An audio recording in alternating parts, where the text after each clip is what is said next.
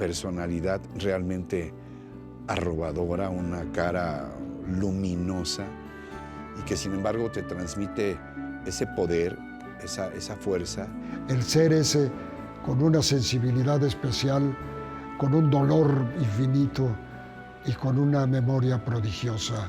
Tan llena de dolor, que supo transformar ese dolor en un instrumento de denuncia y sobre todo de que el mundo conociera la realidad guatemalteca. Aquí reposan los huesos y memorias de mis antepasados. En tus espaldas se enterraron los abuelos, los nietos y sus hijos. Aquí se amontonaron huesos tras huesos de los tuyos, los huesos de las lindas patojas que abonaron el maíz, las yucas, las malangas, los chilacayotes, los ayotes, los huicoyes y los huisquilas. Guatemala era una pequeña y tétrica historia de los abusos del poder, esa élite asociada con el poder político y sobre todo con el poder militar. Los indígenas, particularmente esos indígenas, los más olvidados, los que no hablaban español, estos indígenas eran los que más sufrían. Por supuesto que las más de las veces de parte de esta persecución sistemática de gente como Ríos Montt y otros que no se tentaban el corazón para desaparecer y quemar pueblos completos. Mi impresión es que la sociedad guatemalteca es una sociedad muy dura, los intereses del ejército son muy fuertes. Cuando se han hecho investigaciones sobre temas de derechos humanos, termina en el camino habiendo asesinatos.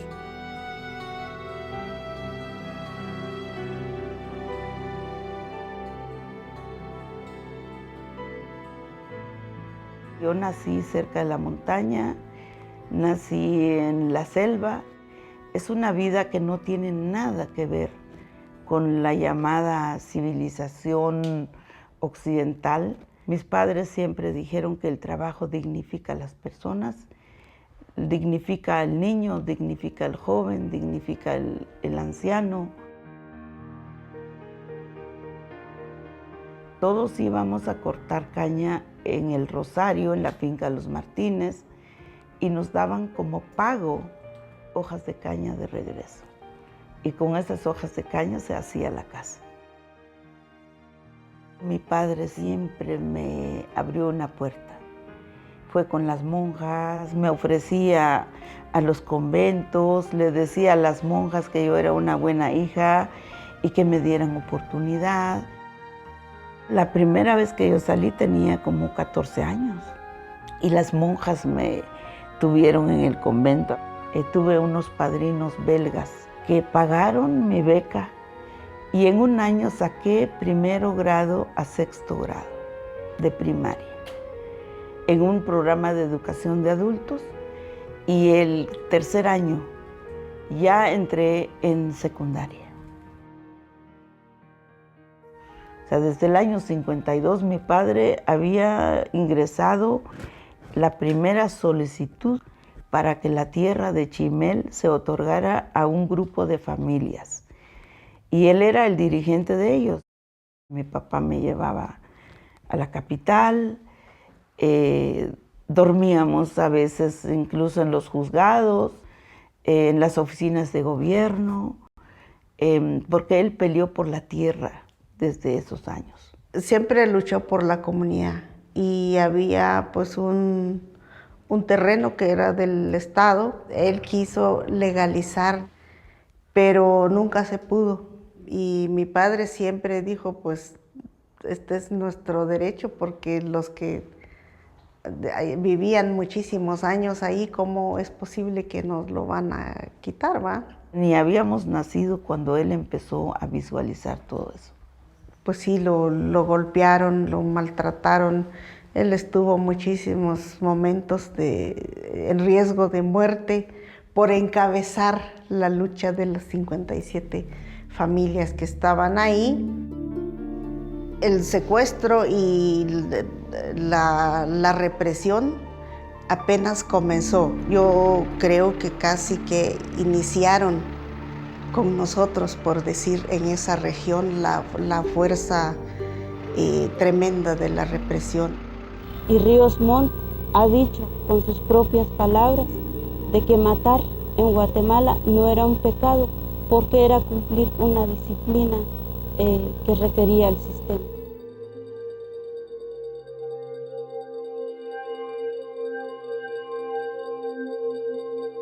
El año 79 había sido secuestrado, torturado y quemado vivo mi hermano Patrocinio. Había un miedo al Estado, un miedo al Estado. Nosotros ya no veíamos el Estado como algo que te protegiera. Veías a los policías como enemigos, como los soldados. Tenías un terror para ver a todos ellos. Y platiqué con mi papá en un pueblo que se llama Lemoa. Fue la última vez que vi. Y me dijo, yo pedí a Madre Juana Vázquez que te ingreses en su convento. Y yo quiero ir a entregarte ahí. Y le dije, está bien. Entonces así se fue mi papá, y de ese entonces lo que supe de mi padre fue ya cuando ya lo habían quemado. Fue quemado vivo mi padre en la Embajada de España, el 31 de enero del año 80. Y todavía regresé al pueblo para ir a ver a mi mamá. Yo dije, mi madre tiene que salir de aquí. Pero ella no tenía planeado salir. Me quedé yo sola con mi madre, y 3 meses después es que fue secuestrada y también asesinada mi madre. Cuando supe es que mi madre había sido secuestrada. Más bien las hermanas monjas no me la dijeron pronto porque tenían el temor, pues a lo mejor yo regresaría al pueblo a buscar a mis hermanas. Entonces ya empecé una vida clandestina en Guatemala. Así, en esas condiciones, lo único que me convencieron las hermanas era salir del país. La acogieron unas monjas belgas en Guatemala, que ellas mismas tramitaron después que en México la recibiera don Samuel Ruiz. Monseñor dijo, yo todos los días que me levanto, estiro el pescuezo y miro a tu país. Yo vivo en la frontera de tu país. Fue eso lo único para mí mágico, y no quería perder de vista a Monseñor Samuel Ruiz. Ahí estaba prácticamente sin hablar, en un estado perdido, ¿no? Casi. Y poco a poco empezó a recuperar la voz y todo. Ella me contó después que soñó con su padre, y su padre le dijo, ¿qué te pasa? ¿Por qué estás tan silenciosa? Tienes que salirte a pelear. En ese momento para Rigoberta México fue la vida. Entonces don Samuel la tuvo mucho tiempo en San Cristóbal, en las casas, y con él aprendió que este era un país distinto al suyo, pero que finalmente éramos lo mismo, ¿no? Y en Chiapas realmente para mí marcó las pautas de mi carrera. Yo me dediqué a los refugiados guatemaltecos acá en México. Me convertí miembro de las comisiones permanentes. Tocamos la puerta del Alto Comisionado para Refugiados, tocamos la puerta del gobierno mexicano. Se creó la Comisión Mexicana de Ayuda a Refugiados. Vino un apoyo significativo de muchas instituciones de derechos humanos. Y estaba en las montañas de Chiapas cuando oí ya en el año 83 que la señora Burgos había ganado un premio en La Habana por su libro, y que su libro se llamaba Me llamo Rigoberta Menchú. Y así me nació la conciencia. Y yo dije, bueno, ese libro han de ser el mío. El libro lo dicté cuando estaba pasando los hechos. Es una memoria colectiva de Guatemala. Claro, allí empezó la controversia, porque lo que correspondía en la legalidad es que hubiéramos sido coautores del libro. Pero yo no dije nada porque lo más importante para mí era que se escuchara mi vida, que irrumpiera el silencio, que llegara lo más lejos posible. Y por eso, para mí, Me llamo Rigoberta Menchú. Es una de las cosas del que me siento orgullosa. Y aquí en México, Lía Kostakowski, la esposa de don Luis Cardosa de Aragón, conoció el libro y le entusiasmó. Don Luis era guatemalteco. Y habló con Orfila, con el doctor Orfila, director del Siglo XXI, para convencerlo de que lo publicara, que se hiciera una edición mexicana. Entonces, con motivo de la publicación de ese libro, en el año 85, vino Rigoberta a México a presentarlo por primera vez en la Feria del Libro de Minería. El libro había provocado una gran polémica en el mundo, mucho entusiasmo de la gente preocupada por los problemas sociales, pero también había provocado una reacción muy violenta en el gobierno de Guatemala. Pues había 2 o 3 provocadores en la sala que le empezaron literalmente a insultar. Y Rigoberta se defendió con una habilidad, pero de veras impresionante. Yo nunca había visto a una mujer tan joven. Rigoberta tendría 25 años. A todos nos dejó realmente impresionados.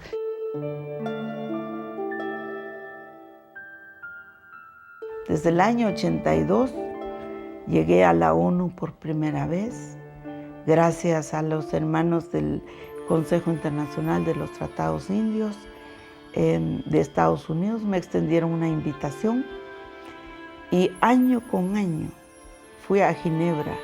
La ONU fue mi sede más importante. Los ojos del mundo, de muchas instituciones, se puso sobre Guatemala. Y esa es la parte que a lo mejor no mucho se habla de la tremenda aportación que dio Rigoberta en los 9 años que duró el proceso de diálogo en Guatemala. Recibí una llamada del embajador de Noruega que estaba aquí en la Ciudad de México y yo estaba en Guatemala. A las 4 de la mañana me llamó y me dijo: en 10 minutos el Instituto Nobel va a abrir la conferencia de prensa en Oslo y usted es la ganadora del Premio Nobel de la Paz. Y yo todavía le pregunté, bueno, pero si ese es oficial. Me dijo, no, yo soy el embajador de Noruega en México y estoy haciendo una comunicación oficial.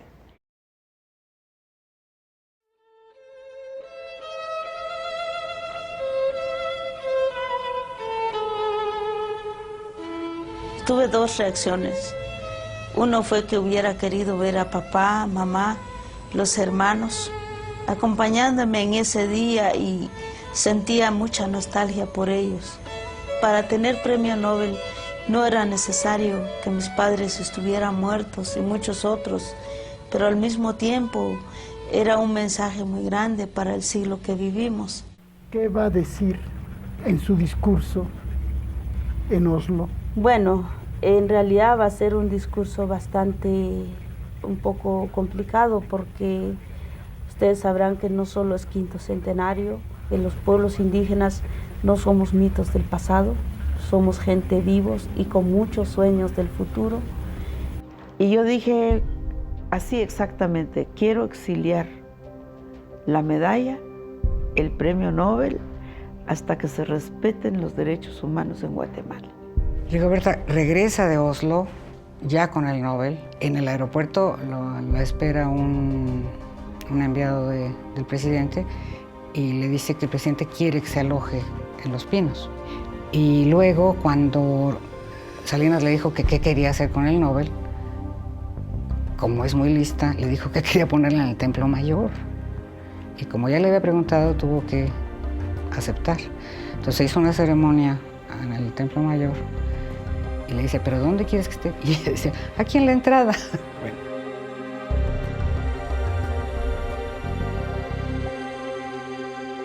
El premio Nobel, más que todo su valor es social, es histórico, y en muchos casos es como la revalorización, como el rescate de los pueblos indígenas. Ayudó a abrir un proceso que no sabemos si ya ha acabado, creo que no. Un proceso de democratización, un proceso de mayor libertad de expresión.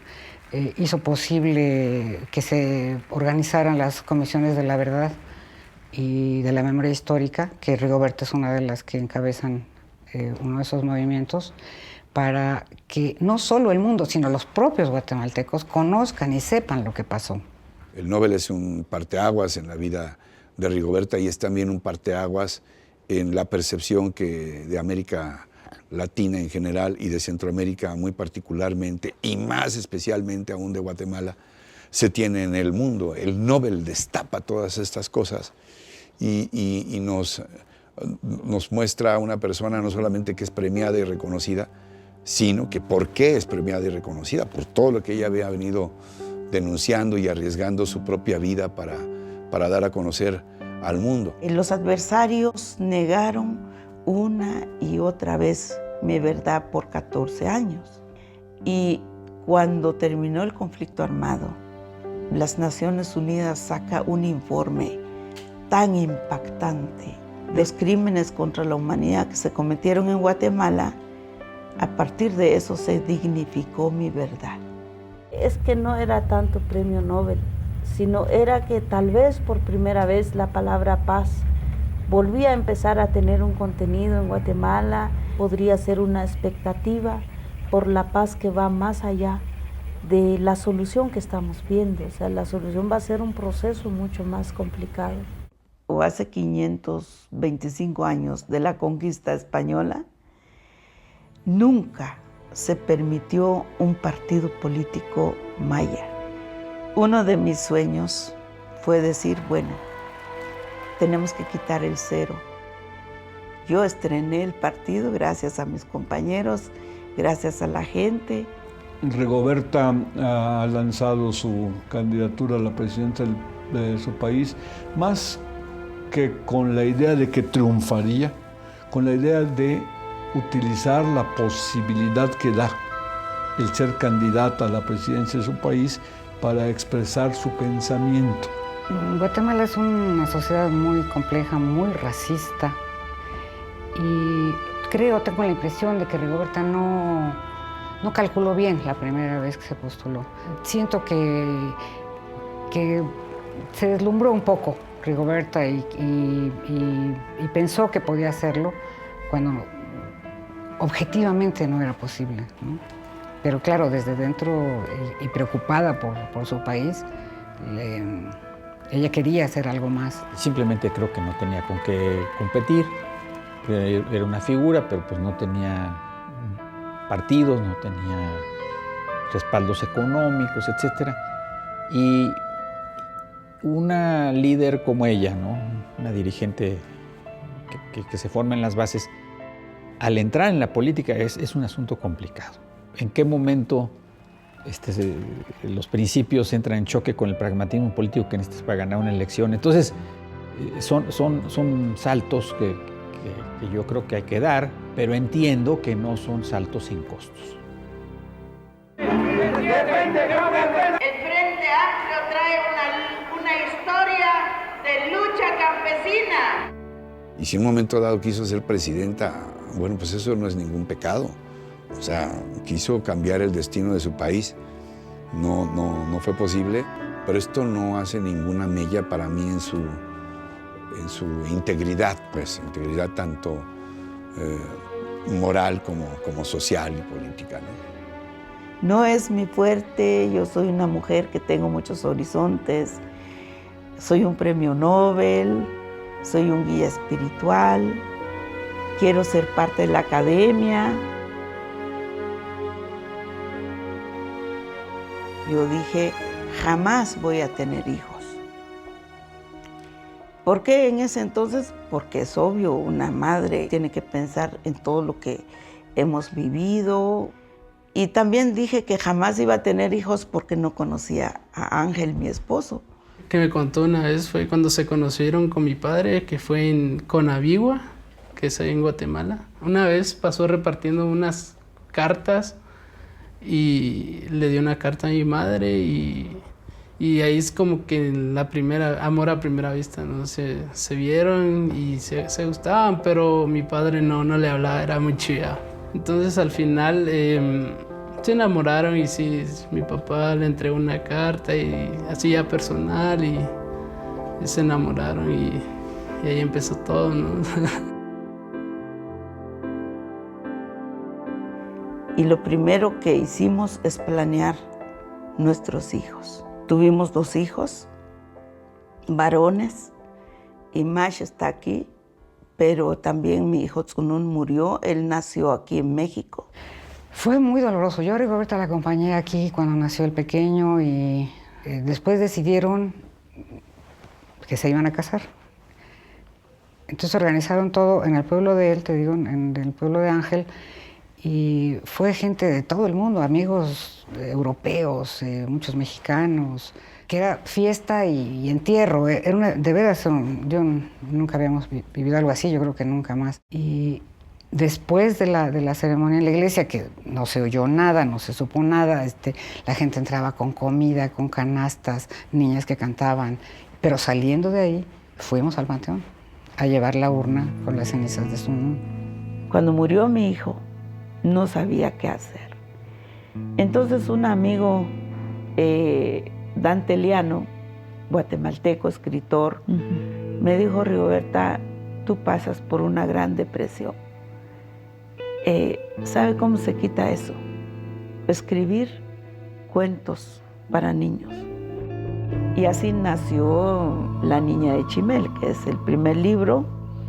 El segundo, El Vaso de Miel. En fin, tengo 7 libros de cuentos, aparte de los libros de niños, de adultos. Ya hice política, ya hice esto, no sé, yo soy una ciudadana del mundo, con trabajar con las mujeres, con los jóvenes, con los niños, enseñar el calendario maya, enseñar valores. Eso me encanta hacer, atender personas que tienen alguna dificultad de salud. Yo la veo muy activa, yo creo que ella quiere seguir luchando por estas causas y creo que es lo que tiene que hacer, aprovechar ese prestigio, aprovechar esa historia para empujar las causas que la hicieron ser Rigoberta Menchú. Mientras ella viva, estará luchando siempre por su pueblo, se equivoque o no. Yo creo que la gran aportación de Rigoberta para Guatemala, para México, para el mundo, es demostrar que una persona, un ser humano que viene de las condiciones más duras y más violentas, pueda hacer y ser lo que es ella. Yo creo que Rigoberta es un símbolo vivo, es una lección de vida caminante, es un espíritu lleno de luz y es la prueba de que los seres humanos podemos transformar al mundo desde la ruta de las ideas, de la paz, del valor, de la denuncia y al mismo tiempo de la esperanza. Aquí se formaron mis huesos, aquí me enterraron el ombligo y por eso me quedaré aquí años tras años, generaciones tras generaciones.